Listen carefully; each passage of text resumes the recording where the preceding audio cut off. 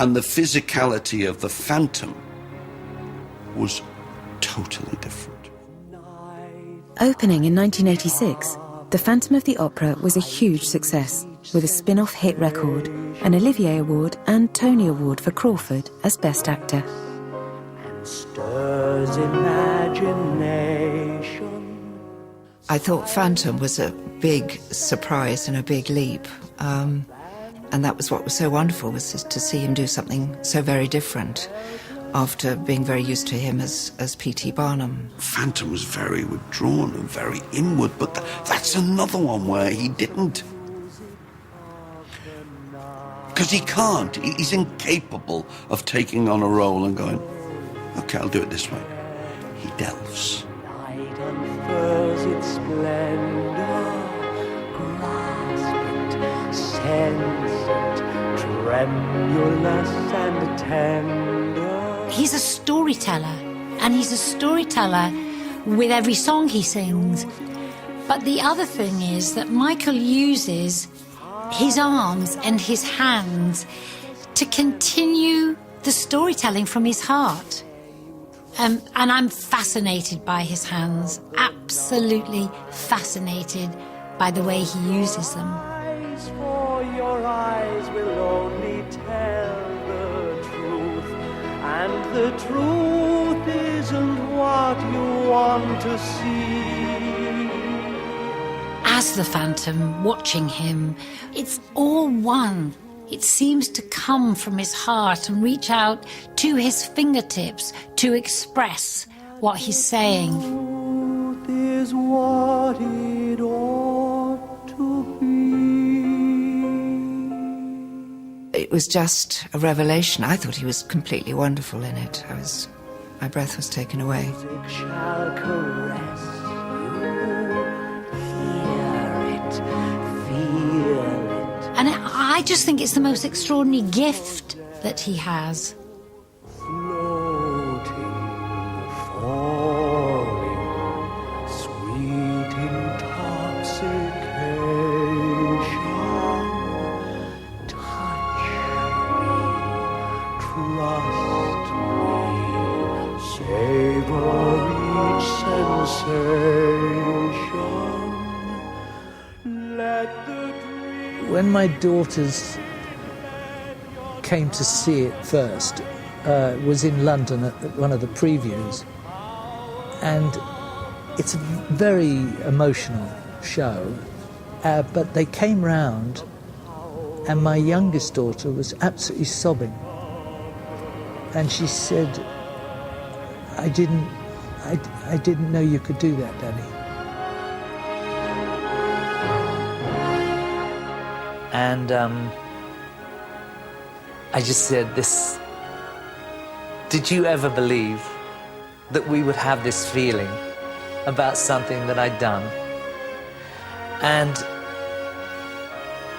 we kind of just hugged, and it was special. My song take flight. Help me make the music of the night.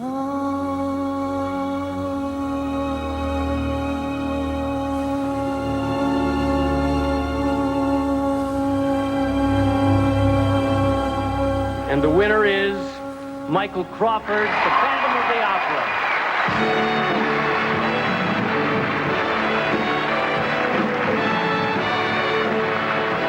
There have been so many wonderful things have happened to me.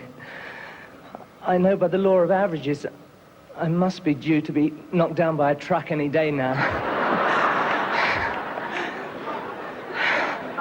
Oh, Andrew, once again, I thank you for choosing me. After 2 years in London, Michael starred in the Broadway production and opened the show in Los Angeles. In 25 years of productions all around the world, The Phantom of the Opera has now taken more than £3.5 billion of ticket receipts. Michael had created the title character in one of the greatest theatre productions of all time. But in April 1990, after 3.5 years in the Phantom role, he left. It seemed he had reached the pinnacle of his career. For the next 3 years, Michael headlined a world tour of Lloyd Webber songs. The comic, the action hero and the stuntman seemed to have settled as a singer. In 1994, it had been 16 years since Michael starred on television screens. He'd wowed live audiences all around the world, but was so far off the British radar, he might have been in a desert. And that's where he headed next, Las Vegas, Nevada, home of some of the world's most extravagant entertainment events, but culturally off the beaten track.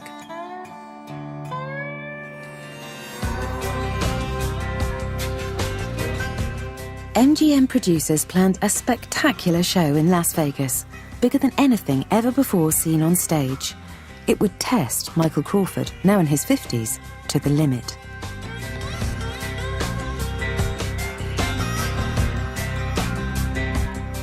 It was colossal. They wanted a show that they could truly say is the seventh wonder of the world. And it was like awesome. That is terrifying. The ride across is terrifying. Because as you bang into the cables, the thing is going from under your feet, so you've just got this arm loop to hold on to. I am the effects master. I'm in charge of this unusual world. A world governed by spirit. I think he'd been maybe running for a year, and he wanted to put some changes into the show and asked if I would come and look at the show and work with him to make some changes. Well, I arrived and Michael was doing the most hair-raising stunts you could imagine.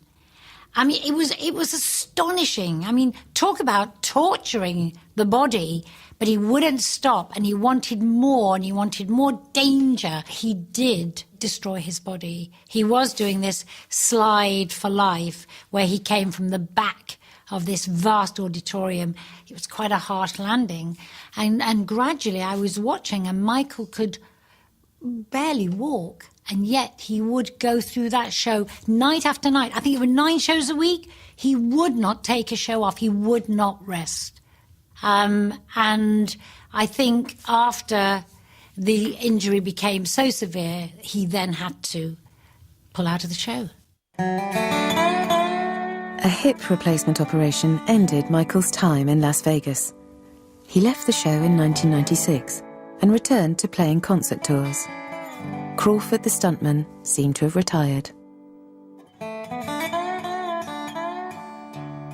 5 years passed, and then in 2001 came a surprise announcement that he was to star in a new Broadway production, Dance of the Vampires. Dance of the Vampires was going to be, in a way, Crawford's comeback vehicle. You know, there he is, back on Broadway in this enormous musical, adapted from a 60s film by Roman Polanski. 2 things go terribly wrong with this. First, 9/11 happens, which means that the show doesn't open, it gets delayed for ages. But then, when it does open, it's just a disaster. The critics absolutely hate it. It didn't sell, and closed after just 56 performances and losses of $12 million, making it the most expensive flop in the history of Broadway. He could have vanished and disappeared, but he didn't. And it's interesting that he chose to come back with another piece of Gothic horror, in a way. He comes back as Count Fosco in Andrew Lloyd Webber's version of Wilkie Collins's The Woman in White. Andrew Lloyd Webber's latest West End show needed an obese leading man. Yes, I can get away with anything because I have no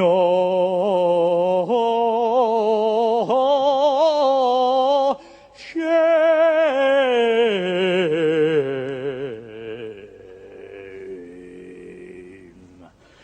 No, Michael was back. He won the Variety Club's award for Outstanding Stage Performance of the Year in 2004. But inside the fat suit, he was boiling up. After just weeks, Michael had to leave the show. Eventually, it developed into ME. And you have no idea. I mean, I was going for every test known to man. and it left me vulnerable. Michael's long recovery was on the other side of the world, in New Zealand. 7 years later, London's musical theatre machine was changing. A television talent contest found a new young lead for The Wizard of Oz. And once again, Andrew Lloyd Webber was on the hunt for a star for the sage-like old professor. Andrew phoned me up and he said, "What about Michael Crawford as the wizard?" And I promise you, I said, "In your dreams." Andrew said, "He's going to come in and meet us." We're off to see the wizard. The whole reason that I did Wizard of Oz was for my grandchildren. They hadn't seen me in anything that they could remember live. They'd seen me do concerts at the Royal Festival Hall I'd done, and they were sitting in the rehearsal, but I don't think they were paying much attention. And I didn't hold their attention. They were about 4, 5, 6. And now they're 13, 14, 15, and I thought this would be fun. Michael didn't just play the wizard in The Wizard of Oz, of course. He had to play the doorkeeper. And then we created something new called the tour guide, so Michael could join in the vast Emerald City number and lead the dancers. That's how we laugh the day away with a ha ha ha ha ha ha ha ha ha ha. Merry old man, merry old man, merry old, merry old, merry old land of Oz.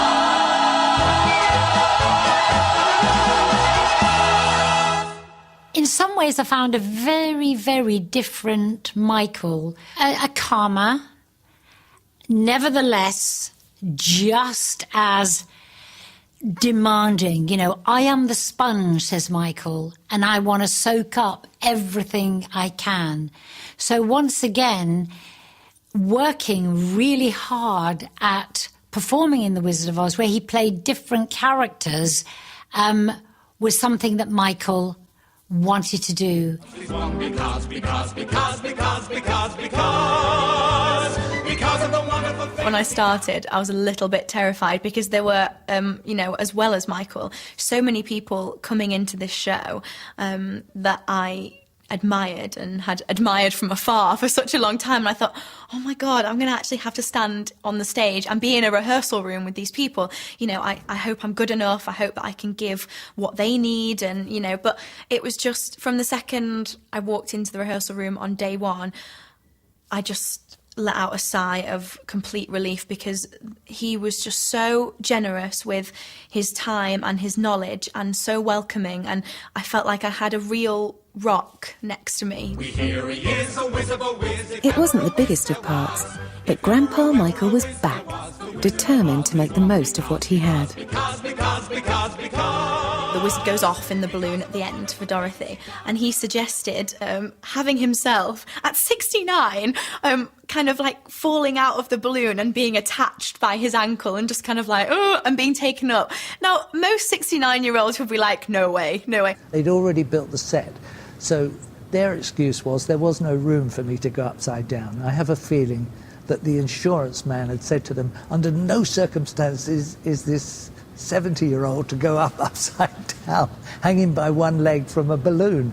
And I suppose in a way I'm grateful to the insurance man, because it would have hurt, most probably. But it was worth a try. He's a hero of stage and screen. He's pushed himself to the limits for the perfect performance. He's in his 70s now, but we might not have seen the last of Michael Crawford just yet. I would love to do something else, but the thing is, it would have to be something, as what the Americans say, out of left field. It would have to be something off the wall. Number one, get out of bed. There's actually nobody quite like him, so he's out there on his own, really. He doesn't think he's a big star. He doesn't wear the coat of a big star. He wears the coat of a man who always wants to please and wants to learn. I don't think you get stars like Michael Crawford anymore. I don't think they exist. I don't think someone can do everything that he did in television and everything that he's done for theatre. To me, he's a megastar and he always will be.